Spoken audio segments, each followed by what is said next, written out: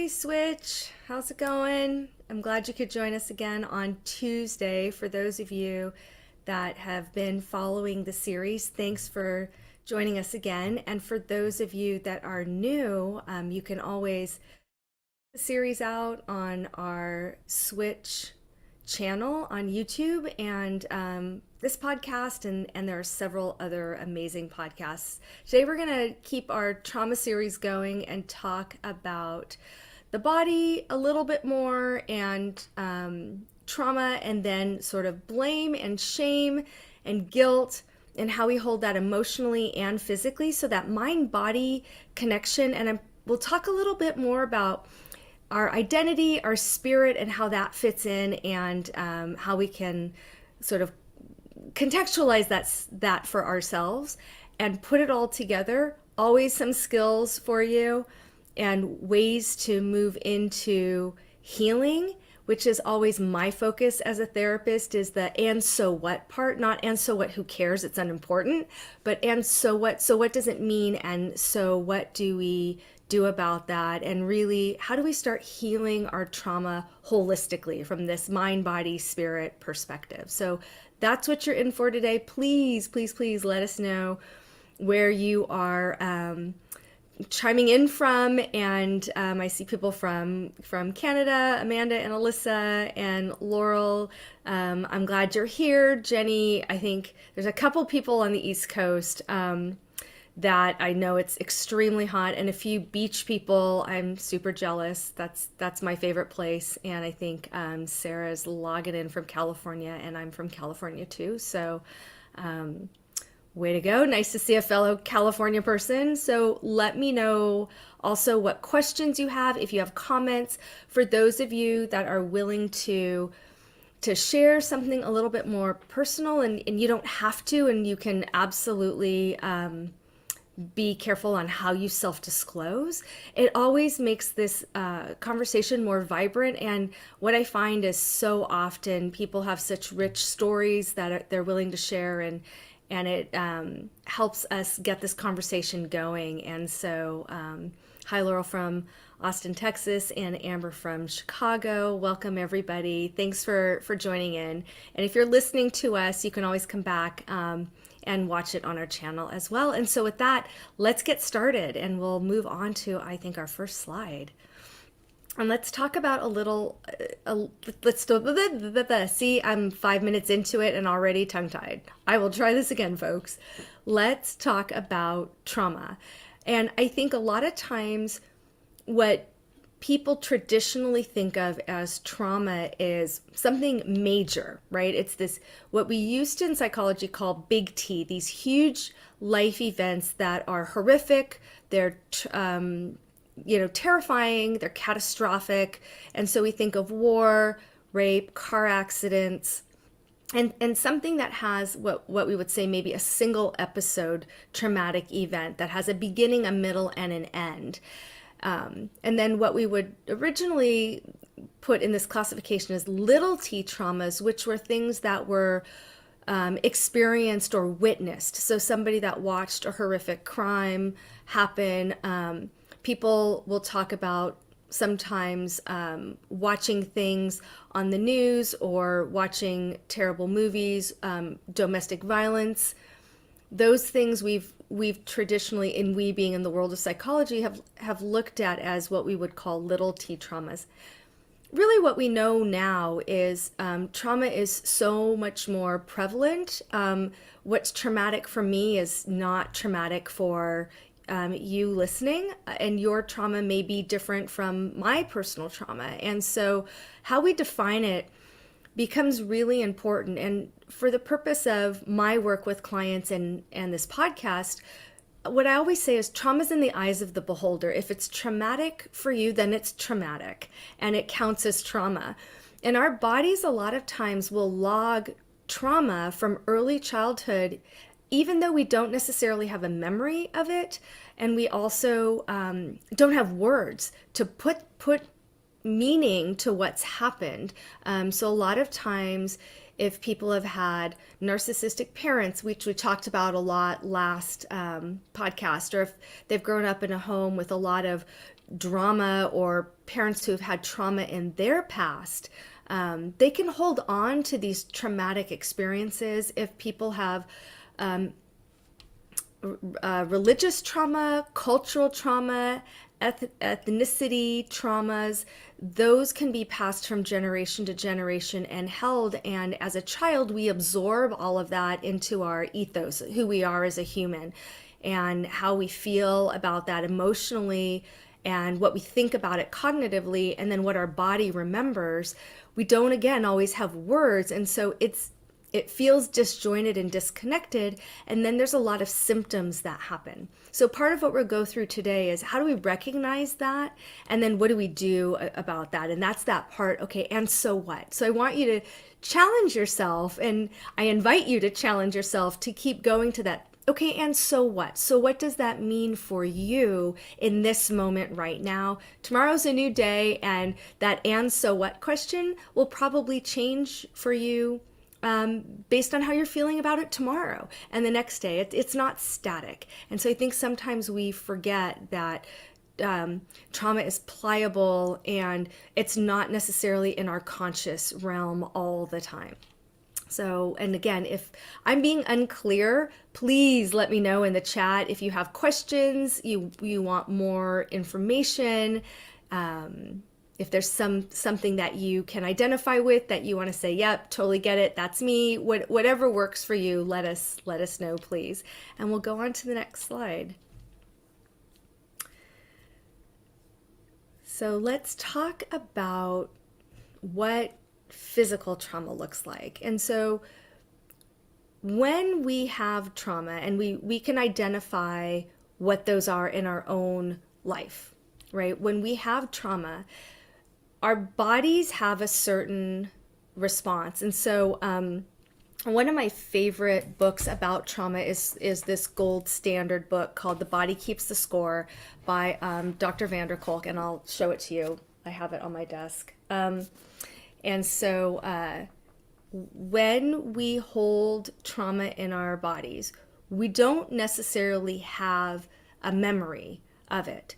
We have physical symptoms. And so that shows up. These are just a few: muscle tension, headaches, digestive issues, heart racing, sweatiness, fatigue, and all sorts of, people will say dry mouth. Some people will shake. They find themselves that they hyperventilate. So maybe they're have a shortness of breath.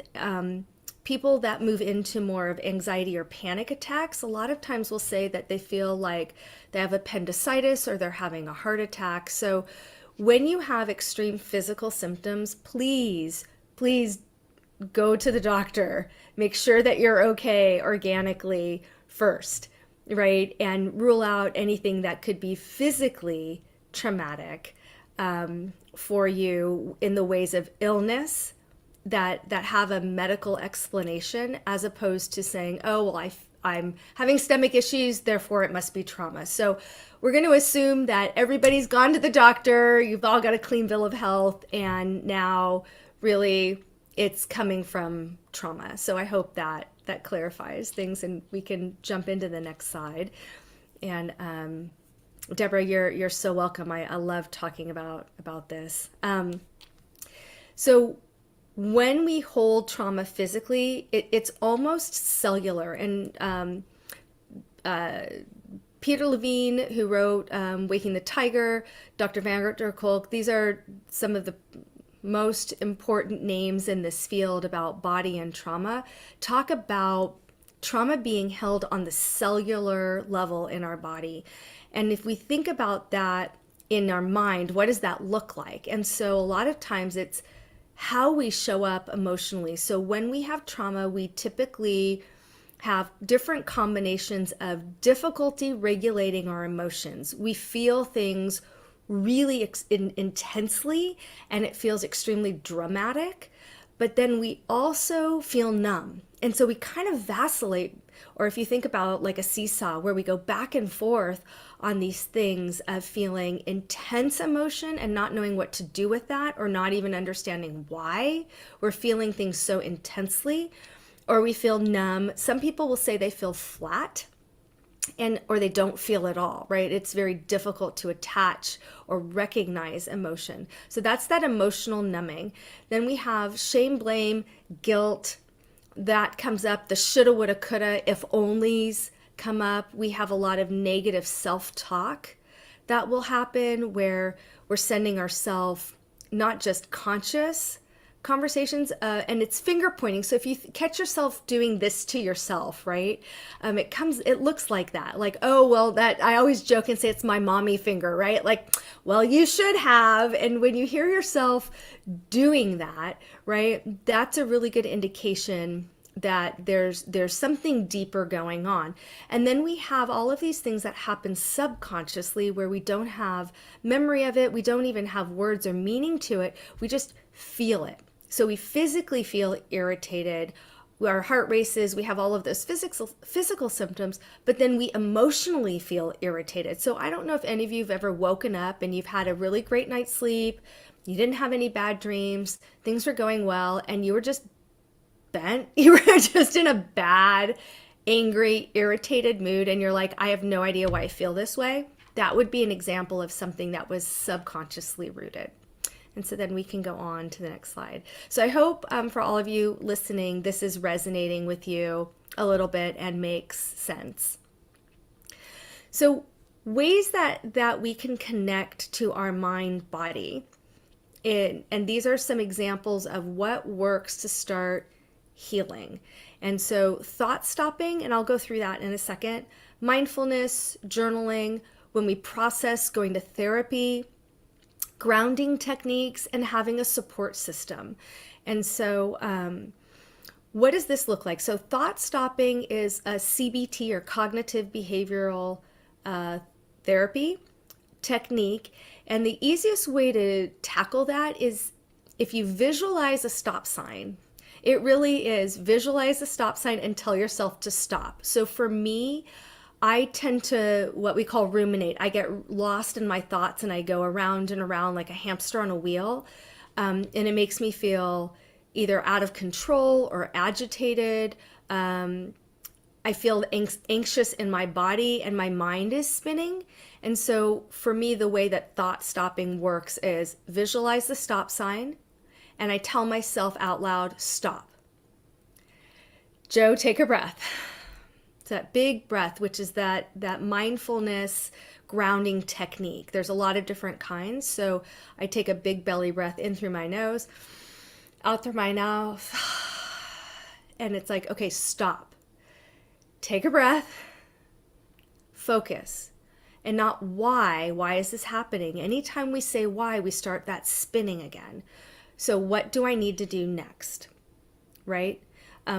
What am I feeling? I'm feeling agitated. Okay, what do I need to do? How do I get myself out of that? Instead of why? Why is this happening? Will force us back into that processing or spinning. So thought stopping is really helpful. The mindfulness can be anything from progressive relaxation. There's some amazing apps out there. YouTube has stuff. Apple Music has stuff. There's a ton of ways to tap into progressive relaxation or guided meditation, yoga, more traditional meditation, walking, listening to your favorite song, taking a shower, doing any kind of visualization work. So that's all mindfulness, and then adding that breath work. Journaling is wonderful. And so yes, Switch has great journals. If you haven't seen them yet, check them out. I know if you stay all the way till the end, I think there's a fantastic gift for you to help you with the journaling part. And so doing some processing through journaling and processing through therapy, really helpful to start establishing that mind-body connection. Grounding techniques, there's a bunch of different ones. Again, it's something that you could even Google, and there's a lot of free, really good information out there that talks about how to do different kinds of grounding techniques. My favorites are things that are more of that, what we would say, progressive relaxation, where somebody's talking me through each stage and it helps me get grounded in my body. and then finding a support system that works for you, so you have people that aren't toxic in your life that can support you when you need it most. And so one of the things with grounding is when you notice you're in your head, we use that thought stopping, right? And part of what we want to do is get back in our body. And so when we're spinning in our thoughts and our emotions, and when we're in all the feels, getting in our body, having something cool to drink, a peppermint, going for a walk, taking a shower, getting up, stretching is super helpful. When we're in our body and we notice all of those physical symptoms that are happening, our heart's racing, we're physically feeling anxious, getting into your mind, that's where the journaling comes in, and really getting in your mind and being more intellectual will help some of that body calm down. And then we're going to add this idea of spirit. And for some people, that's who they are, and what their core values as a human are. For other people, that's their connection to something larger than themselves. For some people, that's religion.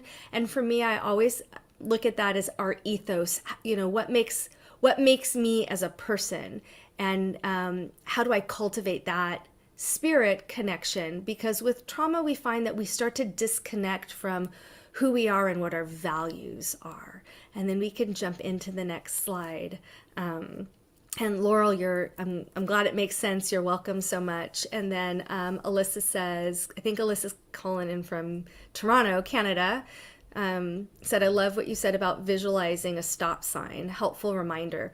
Yeah, it is, Alyssa. And the other thing I do is, you really can't see what's written on here, but I think I've done this before in other lives. I have stickies all over the place, and they have different acronyms.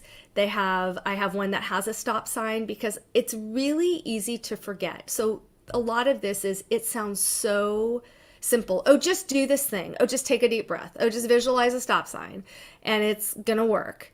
And the reality is that it's not easy to do. It's extremely complicated. And when we're in it all, then we are not being present, and we're not paying attention to how we get out of it, because we're so worried about what's happening. We're so in the emotion, we're in the thought, we're in the physical feeling of it, and we're disconnected, that it doesn't compute. And Tiffany, yes, that's this idea of dissociation, and we're going to talk about that. Thank you for bringing that up, Tiffany.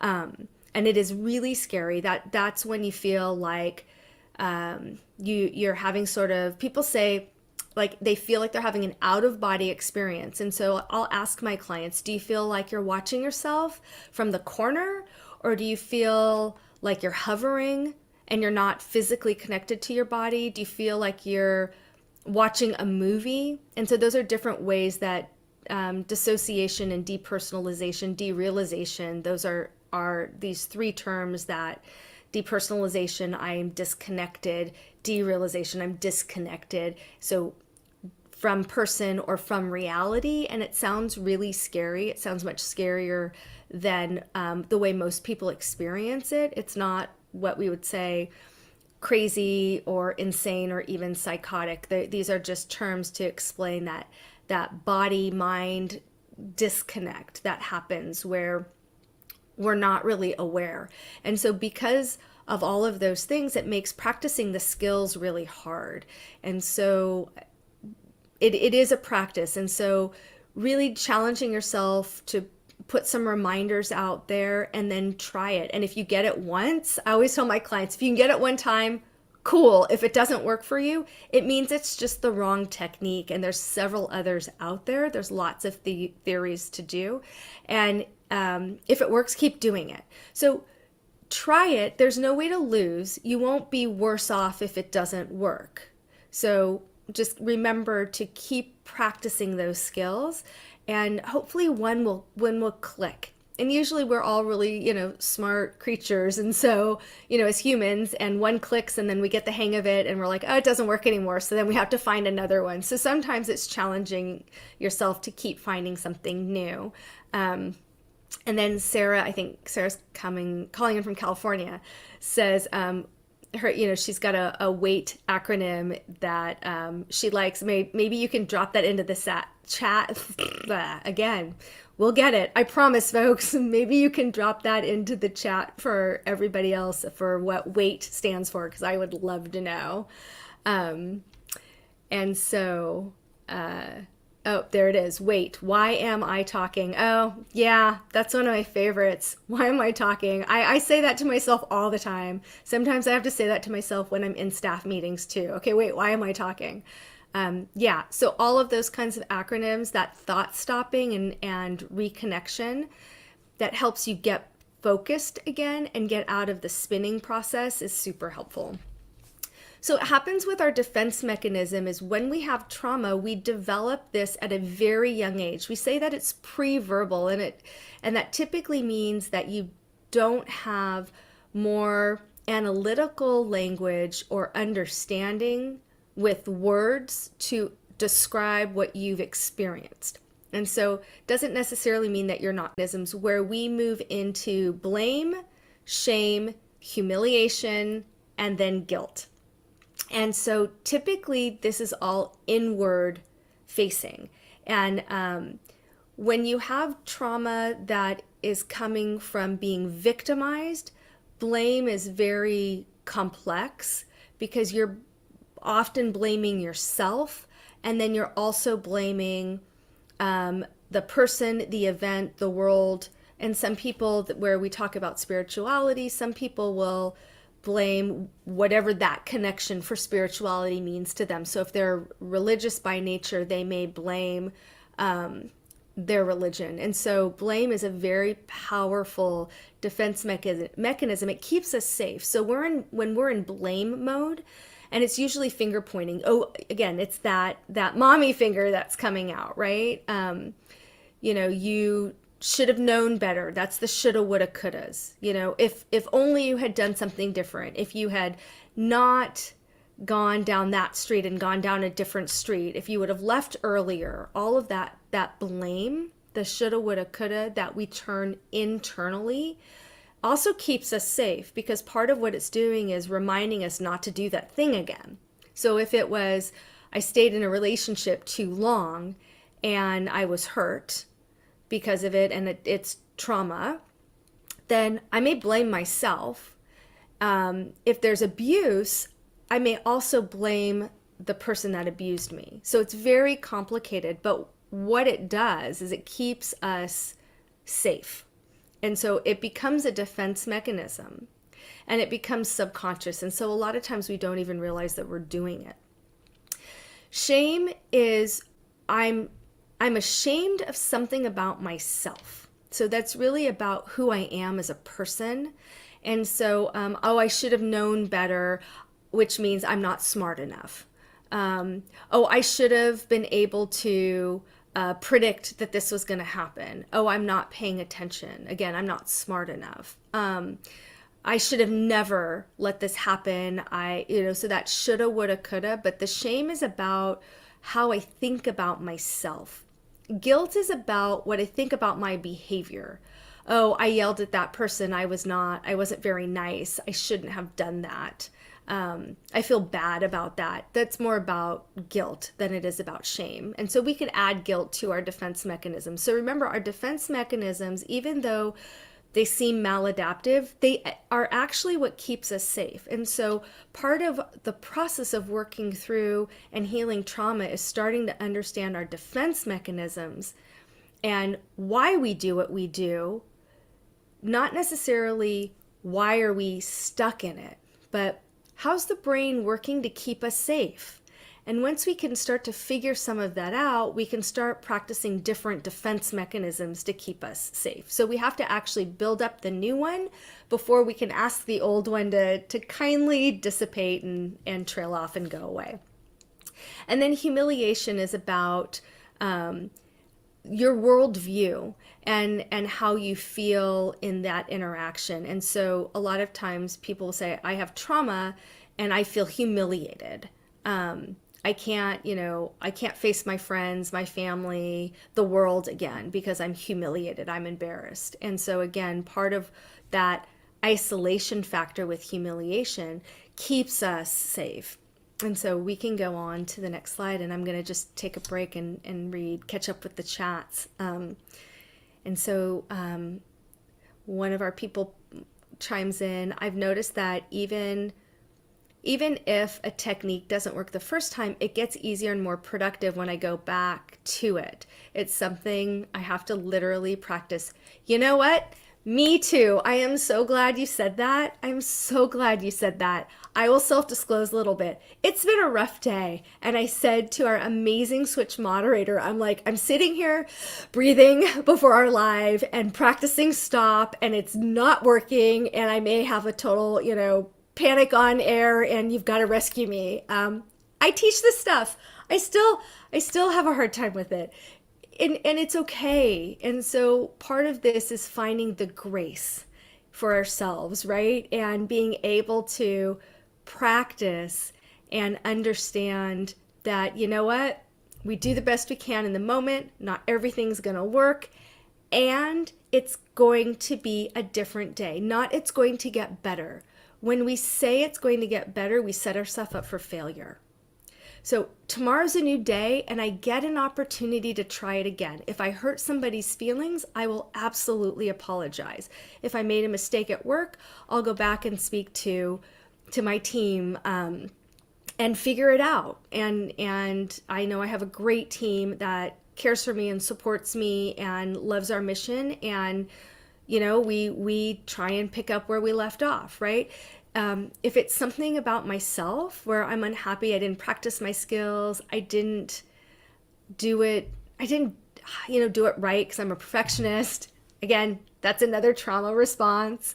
Then when I say tomorrow's another day and I get an opportunity to try it again, I feel like I'm more successful, right? As opposed to I failed at it, it's too hard, I'm never going to get it, right?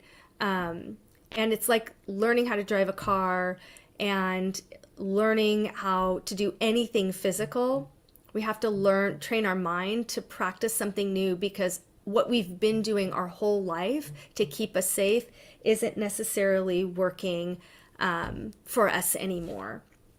And so let me try and catch up here. Let's see. So Jenny wants to know, what's the difference between a defense mechanism and a coping mechanism? Ooh, that's such a great question. Defense mechanism keeps us safe. And so it's something that is tied into our central nervous system and our autonomic nervous system, that fight, flight, or freeze, which is our sympathetic and then our parasympathetic nervous system. So what hypes us up and what calms us down. So it gets those stress hormones flooding us when our fight, flight, freeze goes into effect. And so it's what keeps us safe emotionally and physically. A coping mechanism is something that we do to help us feel better. And sometimes with trauma, what happens is the coping mechanisms and the defense mechanisms get twisted up, and it's hard to distinguish what's helping me and what's keeping me stuck. And so when we do things like blaming defense mechanisms, that kind of a defense mechanism, it's a way for us to cope. It helps us feel better in the moment. It also makes us more agitated. And so it gets that fight, flight, freeze, and that adrenaline pumping, which gets us ready to protect ourselves. So we start to feel better because we feel more protected, but it's not necessarily helping us resolve the trauma. And so identifying ways to cope are things like the journaling, thought stopping, having a conversation with someone. All of those things become new ways to cope, and that becomes a new coping strategy or coping mechanism. So what we're doing is we're really identifying all the ways that we're not coping well, right? And then we are putting in newer things that are going to work. So I hope that answers your question and makes sense. Sarah says, grace is so important. Yeah, that's, and I tend to take that from a literal meaning, not necessarily a religious one. So what I mean by grace is just finding some peace within myself. to say it's okay that I made a mistake. So for me, that's what that looks like. For other people, it might look differently. So defining something like grace and spirituality for yourself makes sense for you, will help kind of work you through the process. Alyssa says, yes, I'm working on being kinder to myself when things go wrong and I'm having a tough day. Good, Alyssa. That's great. And we are so proud of you. I know all the listeners out there are giving you like lots and lots of claps. And then Jenny said, thanks for so much for explaining that in depth. Good. I often find that talking with somebody I trust is my go-to coping when I'm struggling.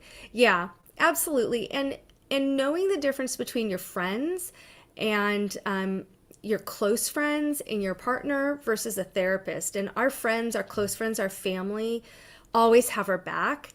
And sometimes they tell us what we want to hear, which is why we go to them, because they make us absolutely feel better. And a therapist sometimes will tell you what you don't want to hear, which is why therapy is not fun. Like coming to therapy is not a good time. So having that healthy balance and being able also to say to your support system, I really, I need you right now. I need you to sit with me. I need you to go for a walk, but I don't want to talk about it, is okay. So using healthy boundaries with your coping mechanisms, but also with your support strategies your support system becomes really important strategies. So having healthy boundaries with that will also move you through coping and move you through some of the traumatic responses that you emotionally and physically are feeling in those moments. And we can go on to the next slide, please. And then I am going to try and catch up with the chat here. I think I got everybody's comments. Please keep giving them. They're great. I appreciate it, folks. Okay, so body-based interventions for healing trauma. So we talked about some of this stuff. EMDR is a specific therapy technique. We've had some great Switch podcasts about EMDR. Check them out because it goes into detail about what it is and why it works. But EMDR is eye movement, desensitization, reprocessing. And it has to do with how our brains and our body and our mind and our thoughts, our cognitions, emotions, worldview, values, and our physical being, how we hold that traumatic experience. And so it works to reintegrate the trauma by having both the right side of the brain and the left side of the brain start to interact differently. It's what we say more of a non-verbal therapy. And there's a lot of different ways to do EMDR, but it's more of a non-verbal or non-talk based therapy, and it works very well for trauma. We have the mindfulness and meditation component. We talked about progressive relaxation and guided meditation and yoga. Those are all things that help get that body reintegrated back into the mind and the mind integrated with the body. So there's this symbiotic relationship that starts to happen where you feel in your body and grounded. So, oh my gosh, forgive me if I get the name wrong. I think it was Tiffany who was talking about dissociation earlier. And forgive me if that's the wrong name. And I think with Tiffany, that's one of the things that she's saying, that she's identifying, where the body and the physical experience and the mind and the thinking and emotional experience are not talking to each other. And there's this huge disconnect, and it's terrifying because a lot of people will say they feel numb and they're not in their body at all. And getting them back into their body in a safe way is really important. What else do we have on this list? We talked about yoga, progressive relaxation. My favorite, there's a couple of really great apps. There's a lot of free ones, and the progressive muscle relaxation ones I like are things that I can do at night when I climb into bed. And then if I fall asleep in the middle of it, I typically get much better sleep. So know that too with progressive relaxation, that if you fall asleep, then you're like, you have, completed your task and you've done a really good job with it. So don't worry about not finishing it till the end. You'll find, I hope, that you get much more restful sleep. Then we have somatic experiencing, and basically that again is a very specific therapy technique. It's not a verbal one. So a lot of times when I'm working with clients with either EMDR or somatic experiencing, I'm asking them, tell me where you feel it in your body. So a lot of times I'll say, well, do you feel heavy or light when you're explaining that to me? And so it's one way for somebody to get back into their body. When we're talking about trauma and somebody's coming in and they're explaining their trauma, I want to know where are they connecting that in their body. And so when I work with clients, a lot of times my clients will laugh because they eventually catch on. I have my hand on my chest or my hand on my heart, and it's a way for me to connect with myself so I can connect with my client, but it's also a way for me to ground myself while I'm listening to my client. And then I also teach this technique because it's one way to start feeling your body. So when you're feeling dissociated, you really start to feel your body in a very safe and loving way. And so that's what somatic experiencing is. It's a very specific technique. I think I mentioned earlier a book called Waking the Tiger. That's one of the original theorists who started really doing empirically based research on somatic experiencing and why it works. And then tapping, I think somebody, who was it? Sarah was saying she just learned tapping. Yeah. So I don't know if anybody watched the Oprah Winfrey, it's just going to be a day.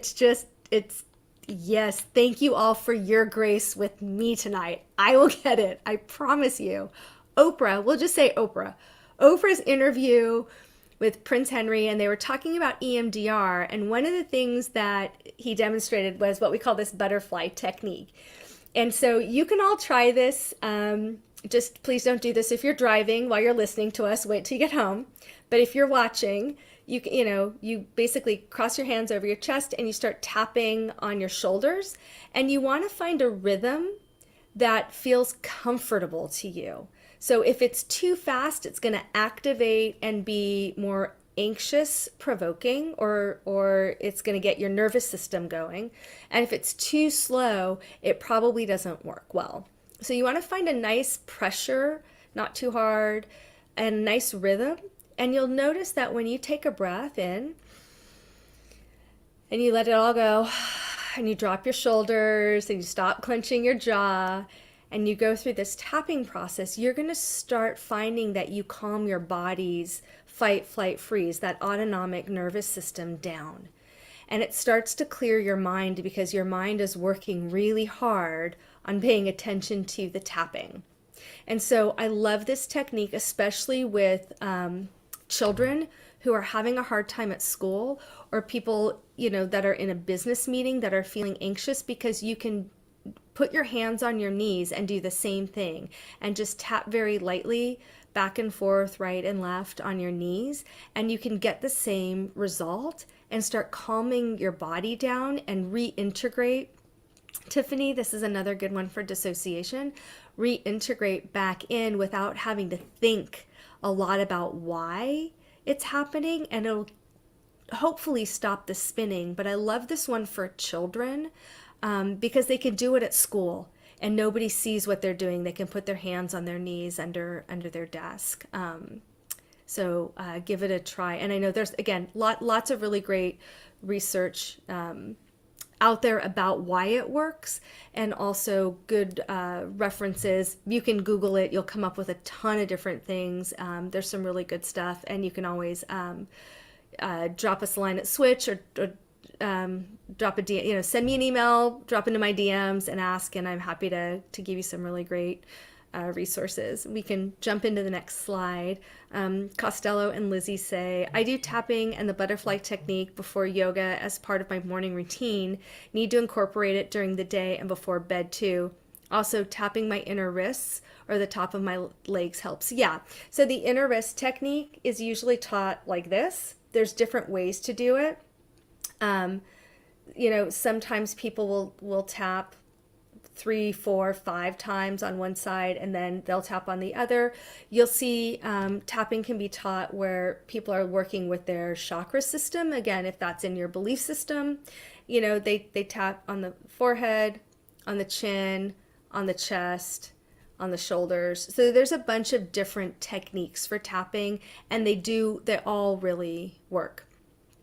So when we talk about, if we kind of flip the script and we go now and focus on the mind and the emotions, and we talk about mind-based interventions for healing, now we're talking more about traditional therapy methods. And before I jump in, thanks Costello and Lizzie for bringing that up. That's super helpful. I love that you all have all of these very rich and different experiences with what we're talking about and are on the road to healing.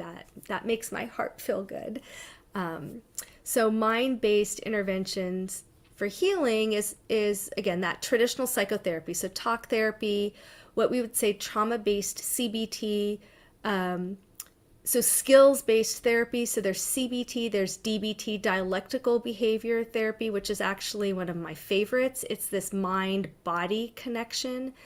And it's a beautiful marrying of Eastern philosophy. So it has the mindfulness, the breath work, the meditation, and Western psychology with the skills from CBT. And it really kind of puts them together in this beautiful blend of being able to do both things. Again, really great for trauma. And so looking at skills-based kinds of things, and that's where a workbook is really good. We've got a couple of different Switch products that do exactly that, are great for developing skills. Therapy. Cognitive restructuring is what we were talking about really in the beginning, about changing the way that we think about things. So making our subconscious thoughts conscious and then restructuring those, moving from negative thoughts to positive thoughts. And so when I was talking earlier about the blaming, we do that a lot with trauma. We move into this mommy finger shaming kind of dialogue. The cognitive restructuring is learning how to reframe or rethink about those thoughts. And that's sort of working with your negative self-talk. And so that's what that looks like. And cognitive processing is journaling, talking about it. There's a very specific therapy technique that's centered around processing. It's a different kind of a model, but that really is more about starting to analyze and understand the process of what's happened to you and where you need to be going with that. And then neurofeedback is more in line. There's all sorts of different ways that we do biofeedback, neurofeedback. We have a TMS, which is more of a magnetic stimulation, which is, again, these are all specific components of therapy that people have specializations in, and those are about really paying attention to the signals that your brain is sending to the front of your brain is sending to the back of your brain. So the executive functioning that's sending back to the fight, flight, freeze, and starting to help the brain rewrite that neuroplasticity and start to recode how we think and feel and experience things to be more functional, so we feel better, right? And also working with the body, how the body's responding to certain stimuli, and then what we feel about that, starting to change that conversation between our body and our brain specifically. I think we have one more. And so, yes, Costello and Lizzie, are doing more work and trying to get these theories and in their, I think, rotation of all the things that they're doing to feel better and to heal, which is which is wonderful. So signs that you're healing. I would love to know, like so many of you have already put it in the chat of ways that you've been working on healing. I think Sarah was talking about having the wait, why am I talking, and finding grace. Jenny was talking about finding somebody to trust to work on her coping struggles or her coping strategy when she feels like she's struggling. Alyssa was working on trying to really be, I think, easier on herself.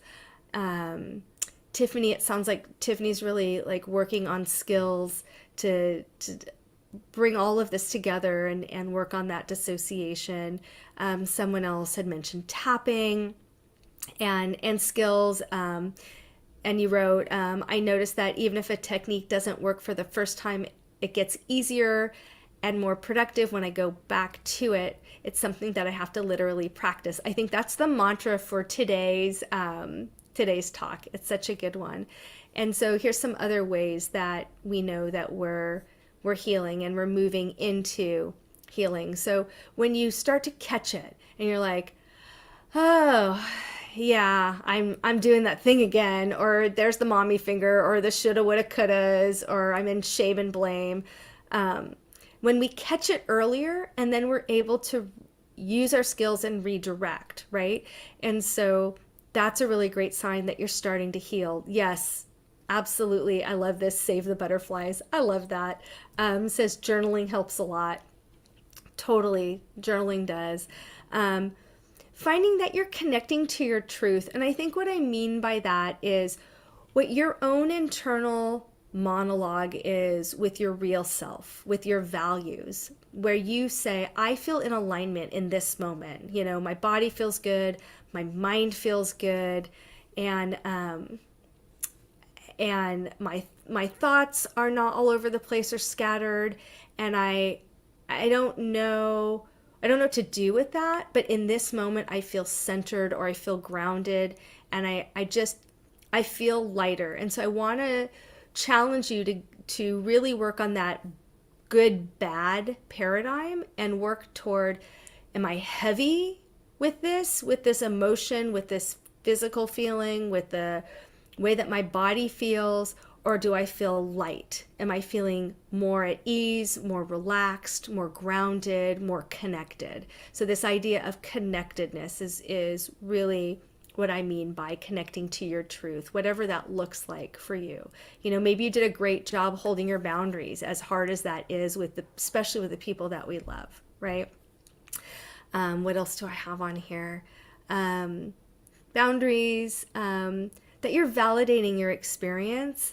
Yeah, you know, it's really hard. You heard me try and do that. I think I kind of fumbled through it, right? Saying, you know, I was having a really really hard time before we, you know, jumped right into doing the live. And so, you know, that validation of, okay, and, you know, we did this together, and you were all gracious enough to hear me and support me in my process. And again, you know, just because I teach this stuff doesn't mean that I have it dialed in 100% of the time. And that's really my truth. And can that be good enough, right? That's that. Is it okay? Not good enough, who cares? Good enough, it's meh. But is that good enough for right now? Can I accept that was maybe better coping for skills for me in that moment than picking something that I know doesn't work, shutting down, not talking, whatever that looks like for you, right? Yes. Reading helps reset, absolutely. Journaling, validating, all of these things help. And breaking the negative thought process. And then Costello said, I have a great therapist who helps me reset and process things. Yeah. Here's the thing about therapists is there's a lot of us out there. We all have different training. We all have different levels of experience. And sometimes that's really important, especially with trauma. Finding a trauma-informed therapist is really important. And, not but, and it doesn't matter what my resume looks like if somebody comes into my office and I'm not the right fit for them for whatever reason. And I'm not for everybody, right? It doesn't matter who I am and what I know. We're not going to have that connection, because so much of it is being able to come into therapy and trust the therapist. If you've had a bad experience in therapy, there's really good therapists out there. Interview your therapist. Do you have experience working with trauma? Here's specifically what I'd like to know. What methods do you use? What's your ideology? What do you think therapy means? How often do you want to meet with me? All of these questions. Interview your therapist, right? It's okay for you to say, this isn't the right fit for me, or I'm not ready, and find somebody else. That's okay. With my clients and my team, I am always encouraging my folks to check in. So you'll hear me ask all the time, how's this working? What do you need? What do you need more of? What can I do better? What do you want me to do less of? And clients that trust me will tell me, they're like, okay, Joe, stop talking. Or I hate reading. Don't give me, you keep assigning me books to read. I don't like to read. Whatever it is, right? They'll be able to trust the process with me in the room, but also trust that they can speak their mind to me without judgment. And so finding somebody that feels right sometimes is the best place to start, regardless of what their resume is. So thanks for bringing that up. And then we're starting to talk about breaking negative thought patterns. That really is about your core beliefs and that subconscious negative thoughts that keep coming up. I always yell, I'm an angry person, I'm unlovable, I can't get it right. Any of those kinds of messages that you're sending to yourself, that negative self-talk, and learning how to rewrite that script. So I think that brings us to the end of our slides. Any last thoughts, all of my listeners out there, and or comments that you want to drop into the chat?